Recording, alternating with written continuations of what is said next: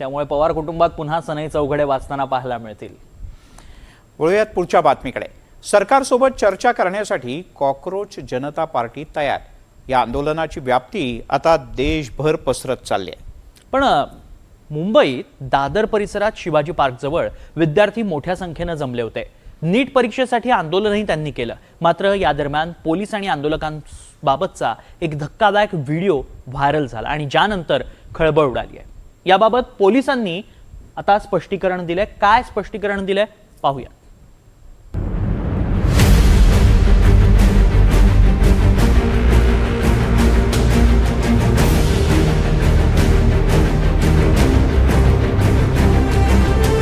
नीट पेपरफुटी प्रकरणामुळे विविध मागण्यांसाठी देशभरात विद्यार्थ्यांकडून आंदोलनं आणि निदर्शनं केली जात आहेत। मुंबईतल्या एका आंदोलनादरम्यान एका पोलिसानं आंदोलक तरुणीशी आक्षेपार्ह वर्तन केल्याचा आरोप केला जातोय।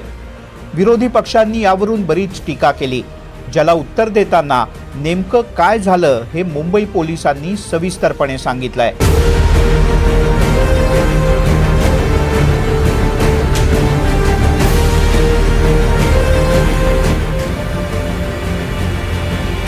मुंबई काँग्रेस अध्यक्षा वर्षा गायकवाड, आमदार रोहित पवार, आमदार जितेंद्र आव्हाड यांनी या प्रकरणावर अनेक प्रश्न उपस्थित करत तीव्र आक्षेप नोंदवले आहेत। ही व्यक्ती पोलीस असेल तर अशा पद्धतीनं कारवाई करू शकते का?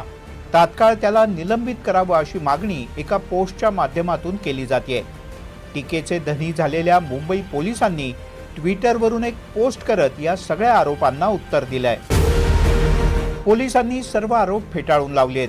पोलीस कर्मचारी शिवाजी पार्क पोलीस स्थानकात कार्यरत आहे। दीपक बल्लाळ असं या पोलिसाचं नाव आहे। व्हिडिओचा चुकीचा अर्थ लावल्याचं पोलिसांचं म्हणणं आहे। आंदोलन संपल्यानंतर एक जण पुन्हा आंदोलनासाठी उद्युक्त करत होता। बल्लाळ हे या तरुणाला ताब्यात घेण्याचा प्रयत्न करत होते तेव्हा एक तरुणी मध्ये येऊन अटकाव करू लागली। बल्लाळ तरुणाला पकडत होते। त्यांनी तरुणीशी कोणत्याही प्रकारचं गैरवर्तन केलं नाही असं स्पष्टीकरण मुंबई पोलिसांनी दिलंय। हा व्हिडिओ वरिष्ठ पोलीस अधिकाऱ्यांनी पाहून वस्तुस्थिती काय आहे याची खात्री केली। पोलिसांनी हे स्पष्टीकरण दिलं असलं तरी पोलिसांच्या वर्तनावरून उलटसुलट चर्चा मात्र सुरू झाली। ते सांगतोय की माननीय मुख्यमंत्री देवेंद्र फडणवीसजींनी याबद्दलच्या कडक सूचना दिलेल्या आहेत आणि कडक कारवाई करण्याच्या त्यांनी पुढाकार घेतला आणि भूमिका घेतली आहे। त्यांच्या पक्षातले जे भोंकणेवाले आहेत ते असं म्हणतात की तो पोलीस नव्हता।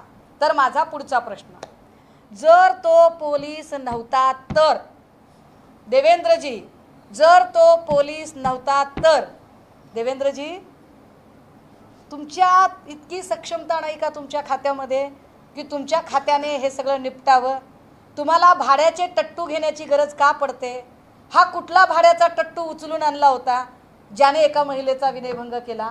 याचं उत्तर देवेंद्रजींनी द्यावं। जे दोषी असतील मला वाटतं त्यात निश्चित कारवाई होईल। अशा पद्धतीने वागणं हे अपेक्षितच नाहीये, पोलिसांकडून तर अजिबात नाहीये। आणि म्हणून मला वाटतं याच्यामध्ये चौकशी होईल, फिल्म तपासल्या जातील काय असतील त्या रेकॉर्डिंग, आणि त्याच्यामध्ये जे दोषी असतील त्यांच्यावर माननीय मुख्यमंत्री गृहमंत्री आहेत ते निश्चित कारवाई करतील। या सगळ्या प्रकरणाचं गांभीर्य लक्षात घेऊन मुंबई पोलीस उपायुक्त कार्यालय आणि मुंबई पोलिसांच्या अधिकृत अकाउंटवरून यावर स्पष्टीकरण देण्यात आलंय। Bureau report, NDTV Marathi.